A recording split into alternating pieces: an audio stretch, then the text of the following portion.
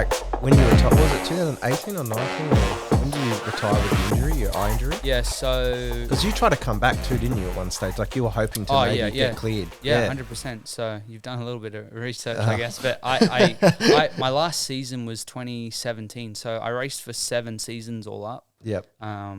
You're fresh out of go-karts too when you did your first one, yeah, didn't you? straight into sprint car racing. That was, I mean, you spoke about Formula Ford, and I guess it's Formula 4 now. Yeah, Formula Ford. Yeah, it's Formula Ford. Yeah. So that was the thing. Like you either went from go-karts to the asphalt route, or you went to, I mean, not many went to Speedway. And I mean, we're a Speedway racing family. I was like, again, I wanted to be the 16-year-old that races against Steve Kinzer. You know what I mean? Like it didn't, like, so many other guys went that route, and I raced with, you know, Chaz, you know, Mostert and Scott McLaughlin and Cam Waters and all that sort of stuff. But it just never interested me to go to what they were doing. So, no, I went to sprint car racing, raced for 7 years. Had a couple of month stints that I raced in California, which was pretty cool. And then during basically the last couple of years, I've always suffered from like eye problems. Okay. My vision's never been good. I started kindergarten with glasses. I wear a contact now. Yeah. My right eye. But around 2016, I actually...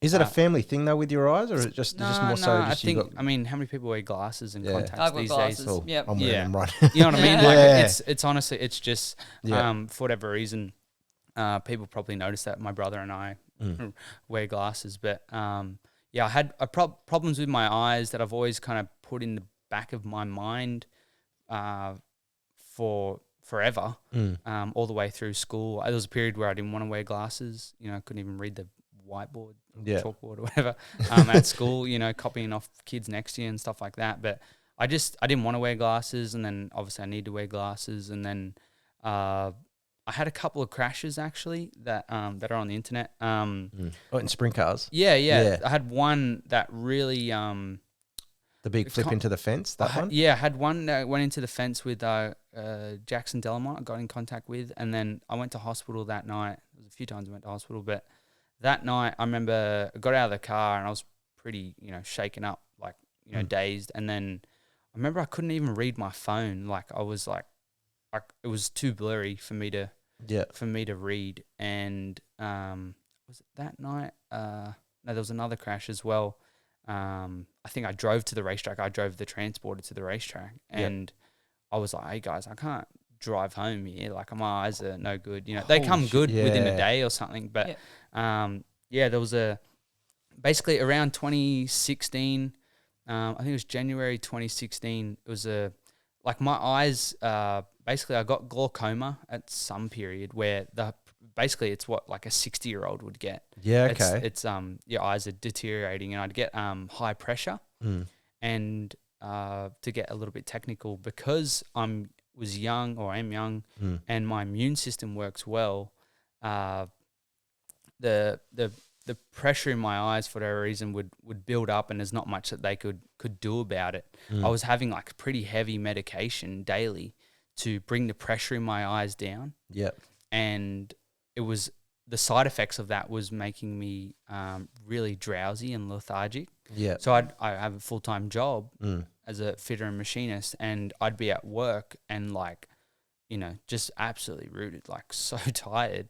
And then it was like go racing on the weekend, and this medication, not that I really have told a lot of people, but you're not meant to have when you go racing. And I'm racing a, 900 horsepower sprint car. Yeah. It's like, what am I doing here? You know, so I'm either in pain. It was like having a migraine in your eye. Like it was that painful, and your eyes, my vision was like pulsating. Like imagine, it was like looking at... While you're driving, so you're getting that G-force too. Well, just like if the medication wasn't doing its thing. So I realized, well, if I'm going to go racing, I can't take this medication. So I would taper off it for the weekend to go racing. Yep. And this was around a period of my career that around 15, 16, that like I was kind of coming on pretty strong and getting some good results. Yeah. That's when you podiumed with your brother, didn't you? Was that around that time? Yeah, that was, I think 2014 or 15 was, there was a couple of podiums I had with Roddy. Yeah. There was one in like 2013, Boxing Day 2012. Yeah. As actually, just over, I think I'm getting the dates right. It's just over 10 years ago. I'll find that footage on the internet. Yeah, 10 years ago that I was on a podium with Roddy, and then there was another time with Jamie Veal in 2014 or something, was the season opener. But they're pretty cool moments to get a podium with your brother. But I was coming on pretty strong where like I was feeling good in the car and having good results, and then I had these eye problems at the same time. And again, I don't want it to be like a sad story or anything like that, but it kind of sucked at the time. I remember it was January 2016. That was my second last year. So you got to remember this speedway racing calendar is like cricket. During the summer months, and January obviously being the busiest period. Personally, wasn't great. My girlfriend and I had just broken up in January, and then I remember having to go to that weekend was the Scott Darley Challenge. Yeah. So like it was I like missed that race, by the way. It was the busiest period of the year. Yeah. So I was struggling with my vision has never been great, although I wore glasses, and even then my vision isn't great with glasses. Yeah. Okay. So it's not like you put glasses on and maybe it's perfect. It's really it's not. And so again, putting that in the back of my mind, my girlfriend and I broke up, wasn't really in a great, frame of mind. And then we had the Scott Darley Challenge. I ran 4th that weekend with I ran 100 cars or something like that. Yeah. Brad Sweet ran 5th. That's Yep. probably the best way to put it. It was a great night. Yeah. And then we had the Classic the next weekend. I got quick time there. And then the next, there was a midweek race. Then there was the next weekend was the Australian title. So what we just had the other week at Perth was in Warrnambool. It's in Warrnambool next year too. And I ran 11th out of 110 cars. So again, great. But there's actually a photo of me getting introduced to the crowd and I'm waving. And you can just see my eye. It's like red as. And I look like, I've just been in a fight or something. Yeah. And it was just the problems with my eyes. And during this time, did any of your family or anyone in your team and that you were running know what you were going through? Oh, yeah. Everyone knew what I was going through. Did they knew that you were on the medication as well and everything? Yeah. Okay, yeah. It was called Diamox. So it's meant to bring you, and I wasn't having a little bit to help. It was I was having I think it was 4 of these tablets a day or something and that's what the doctor wanted me to. It was basically imagine having extreme doses of Panadol for a headache, and then you're like, all right, now I need to take the next thing because this isn't doing its job. I was going to say for Mersendol, I've got endometriosis, so the things like Mersendol and these other really heavy tablets they can give you that I've had over the years, different things they've given. I know, and it knocks the shit out of you. Yeah, that's what. Was anyone ever concerned about you racing? With this? Yeah. So I mean, for me though, it was always up to me. To do what I wanted to do. And I guess as I've gotten older, not that I definitely don't care about racing less, but got more realistic with things. So no, they were like, are you sure, sort of thing. And I'm like, yeah, I'm going racing. It was basically move everything around to go racing. There was even in my last season of racing, I had a crash at Parramatta off turn 4 where I broke my collarbone. And we still I drove in the truck with the other, one of the other guys, down to South Australia that weekend. To still race and ran terrible, but I was I'm here, I'm going racing, So I honestly, not to sound like a stroger, but I genuinely, dedicated to go racing and put everything into it. But the eye problems, to finish up, I ran 11th at the Sprintcar title. Again, great event, but I was really struggling with my eyes. I put it in kind of 2 different boxes. There's the vision, and then there's your health. Yeah. So the vision wasn't great, but it wasn't any real worse than it was ever going to be. It was just the health of my eye was actually hey, you need to do something about it here. Yeah. Otherwise, you're going to have major problems. Yeah. So it was, I think. Could you potentially go blind in that eye though? Or yeah. Okay. So they were saying your retina can detach and stuff, and basically you've lost all your vision. So it was I went to the specialist, which I've always seen specialists for the last 20 something years. Different specialists moving around the city and stuff. But it was a few days after that I saw the specialist, and he was like, you need to have surgery ASAP. And I think it was 2 weeks later after my last race that I had my first eye surgery, where they put a hole in your eye to basically drain the fluid to relieve the pressure. Yeah, okay. And that was huge. And then I think I did a couple of races maybe at the end of that season. And then to wrap up, or to fast track, I guess, I raced the next season. And What year was this? That was 2016. So then the next season would have been 16, 17. Yep. And I raced that, and we weren't as strong. Obviously, I'm, still having eye problems, but I had the surgery, and it was like, it's all good. But almost a year to the day, I had to have the surgery again. And 2018 was that? I know that would have been 2017. 17, Yeah, okay, so yep. February 2017. Yep. And then I think it was I finished that season. No, I didn't race much towards the end of that season.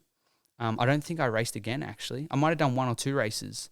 And then there was actually there was one race at Parramatta where it was too hot to go racing. I don't know if you ever remember that. I think I do. Sprint car racing gets rained out, right? Yeah, I can see that, yep. But it was like March 2017, I think. And it was 50 degrees that day. Ooh. And the Friday, we actually had a guy. That was Scott Darley, wasn't it, or not? No. It was a very... it was obviously stupidly hot, but we had a guy coming to help me that weekend who's a very well-known crew chief within sprint car racing. Yep. And we had him coming up on the Friday from where he lived down south, and I picked him up from the airport, and while he was in the air, they had cancelled the racing for the Saturday night. And no. that was the last couple of weekends of the season. Yeah. So we really wanted to just try and kind of sort out some of our problems and finish off strong. And our next race was that was the end of the season, so we were going to race in Darwin in August. And I remember, I never raced again, was what I'm getting at. But I remember going to, we were planning to go to Darwin, and we were working out what it was going to cost and the logistics of it all. And I remember just having to explain to my parents and everyone on the team that, hey, I actually can't really see that well anymore. And my vision, basically the health of my eye was okay, but it wasn't clearing up. As a I guess a bit of a compromise was my vision was a little bit blurrier. And I was like, hey, I can't actually see that well here. And then I had to have the same surgery again, very similar anyway, the next February. So 3 Februaries in a row I had this surgery where they put on the a hole in same my eye. Yeah, Wow. and then I also had cataract surgery in the June where they take out your lens and put a artificial lens in your eye. Wow. So I've had 4 surgeries on my eye. That was the other thing, was because my immune system works well, this hole that they put in your eye to drain the fluid, imagine it like an orifice to slowly drain over time, to keep it at that pressure. This is the best way I know it is, I know this is probably getting a little boring too, but basically No, it's not.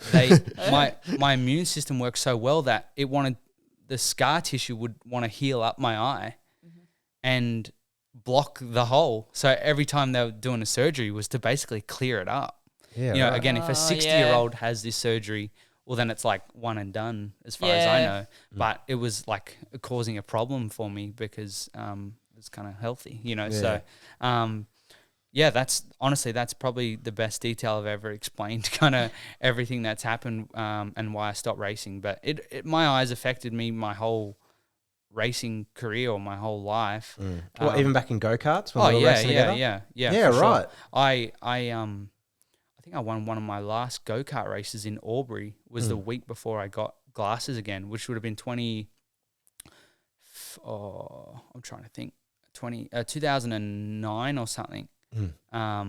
And I knew I needed glasses, but I just was a kid, and I was I was a teenager and I didn't want to be the kid with the glasses, I guess. But I've always had problems with my eyes. Like I said, I started kindergarten with glasses. And again, even when I wear glasses or contacts, my vision still isn't 20/20. It's just a lot better than what it was, what it would be without. So, did you do dirt karts and sprint? So I raced dirt karts from when I was 7 to 12. Yep. And just pretty much locally, there was a track in Penrith, Nepean, and Gosford, and honestly, that was all great. And I remember coming to race asphalt karts and just getting my ass kicked. I raced a couple of times on asphalt karts throughout that, from when I was 7 to 12, and just couldn't grasp it. Like, I was used to going sideways and stuff, and I was doing fine in dirt karts, and honestly winning most of the time between our little club championships and stuff. But as for going to asphalt karts, it's just a totally different ball game. Did your brother suggest that, and your dad? Or no, it was or just me. Honestly, it sounds, again, I don't want to sound like a stroker, but at the time it was like, all right, I'm doing this and I'm doing well, and it's like, okay, but I'd really like to do this other thing that people keep talking about and seems really competitive, a lot more numbers, a lot more racetracks. My brother and Christian they did CIK together. Yeah, they had all race, and I never really, again, I'd done a couple. I did, I got my license at Eastern Creek. I'd practice every now and then at Eastern Creek on asphalt, but I never actually really, other than maybe a couple of races, and they didn't go well, And I remember it was 20, from when I was 7 to 12, so I'm trying to think what years they were. I had to pick you and Darcy up to go to Port Macquarie once too. So I remember that. So 2007, I decide, hey, I'm not going to race dirt karts anymore. We'll race asphalt karts. And if you're going to do it, you need to like really hone in on the skills that it takes to do that. Yeah. And I remember showing up. It was pretty much my first race of doing that, and it was the Australian Sprint Kart Championships at Eastern Creek. Yeah, I remember that. Yeah. And I remember there was a 46 kart field, and you need to make the top 40 to make it into the final. Yeah. And this is my local track, like the only track I've ever raced at, basically. Yeah. On asphalt. So it was like, if I'm gonna make it, it's like it should be at Eastern Creek. And I think I ended up, I was like so much slower. And I ended up being 41st. So I did make the final. Oh, just so to give it perspective and some context of kind of what I was dealing with, it was like, you're not, like, nowhere near. This is the best case scenario where I should go the best. If I didn't go good here, I wasn't going to go good anywhere else. Yeah. And I was like, wow. So then just stuck it out and raced karts, kind of on asphalt for as long as I could, and we got some wins. And you honed in on it towards the end. Didn't you have Andy help you out? Or? Yeah, I had a bunch of different people help me out in the few years that I did it, because I would have been 12, 13 by that time. So I only raced on asphalt karts for maybe 3 years, 2 or 3 years, and by the end of it, the end of 2009, so what's that, a good 2.5 years later, we had the same race, but the Rotax Nationals at Eastern Creek, and I ran 5th. Yeah, right. So again, to give it a bit of context, it was like from a period where I was like nowhere to then racing, I guess, a much faster kart a couple of years later, with the same kids and stuff. I'd moved forward a lot, but not long after that, it was like my focus was to look at going to sprint car racing. Did you ever see your dad race, or just your brother? Definitely did, but I don't really remember it. Okay. I know that there's kind of vague memories that are almost made up in my head. You know what I mean? It's like, did that really happen? Yeah. I've got little memories of maybe walking up to the hill at Parramatta. Yeah. You're so young, you don't even know what's going on. But do you remember his car in his shop, not you and your brother's car? Do you remember when he had his? No, okay. No. So you were too young by then. Yeah, I think people think that's kind of sad or something, but I'm like, well, it is what it is. Yeah. It's like I just don't. I was too young. So no, I know my brother definitely would. He's 5 years older. But no, that's it's kind of, I guess, a little bit sad. But no, we definitely had a lot of sprint cars and race cars around the shop anyway to not really worry too much. But your dad, being who he is, did he get you? Did he make you just basically fall in love with sprint cars? Do you know what I mean? Because in the old 60 Minutes interview that I've watched, he was kind of like you back in the day. He just loved it. Do you know what I mean? Dad's come from a really different life from when he was younger. My dad grew up with no money whatsoever, living in housing commission and stuff like that, and built a business with his trade of being a panel beater and a spray painter over the years. And I don't think he raced until he was well into his 30s. Yeah, started racing. So to kind of get to where he was a big thing. So then when we started racing, it was we didn't have to do that. We were already, into Yeah. racing. We raced karts. Like the idea of my dad racing a go-kart when he was a kid, like, Yeah. are you kidding? So he didn't have nothing, he didn't Yeah. have, from what he says, he didn't have hot water or a TV, or a car to, Yeah, right. so different, totally different, growing up, lifestyle. But yeah, no, Dad definitely got us into racing. He loves it. But there was no forcing of doing it. It was just like, if you want to do it, let's do it. And it's only crazy now when you're older, you actually realize how much time and effort and money to do this stuff takes. And to think that my parents had a business to run, and I'm one of 6 kids. I got 4 sisters and my brother. And then, the time I wanted to race, you got to remember he's 5.5 years older. So when I wanted to race asphalt karts and go everywhere, every weekend, my brother had just started racing, sprint cars around that time. I remember so that it was period. just like such a hectic time, and we certainly didn't go without. So it's only, again, I still love racing, but I'm a bit more realistic now to realize, hey, like this takes a lot out of a lot of different people, not just yourself wanting to do something. So Yeah. yeah.